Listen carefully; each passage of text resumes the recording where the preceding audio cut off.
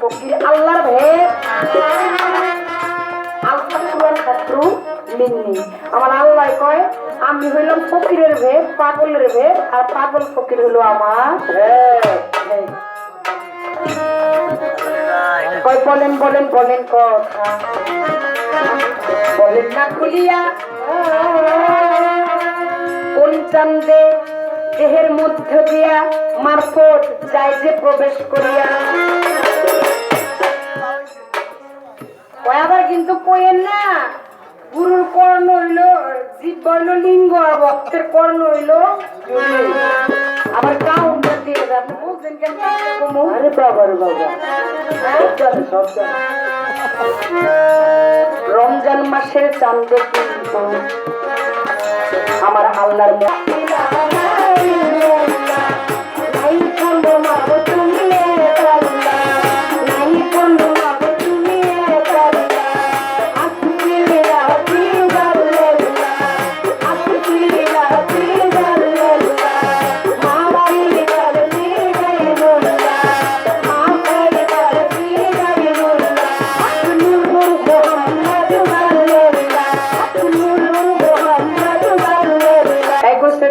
তিন বান্ধবীর কথা আমি কম, চার বন্ধুর কথা।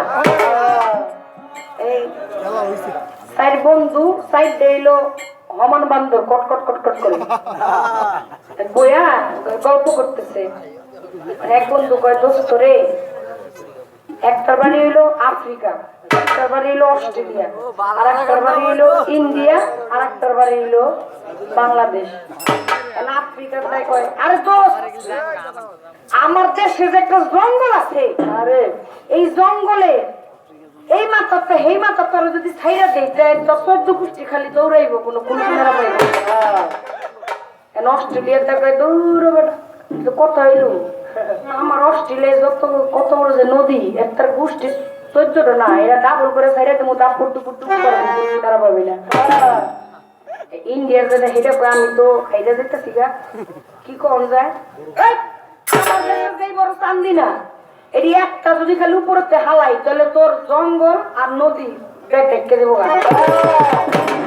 এবার আইছে বাংলাদেশের কটা বান্দরটা গল্প বউ আমার দেশে যে কুত্তাটা রে কি এর মধ্যে কি কর কই করলাম আফ্রিকার জঙ্গলের কথা, অস্ট্রেলিয়ার নদীর কথা, ইন্ডিয়া চান্দিনার কথা, তুই কুত্তার কথা লইছিস কে? আমার এই কুত্তার কি কাম জানো?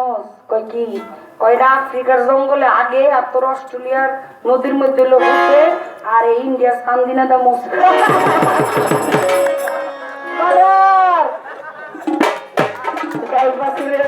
কথা কইছে।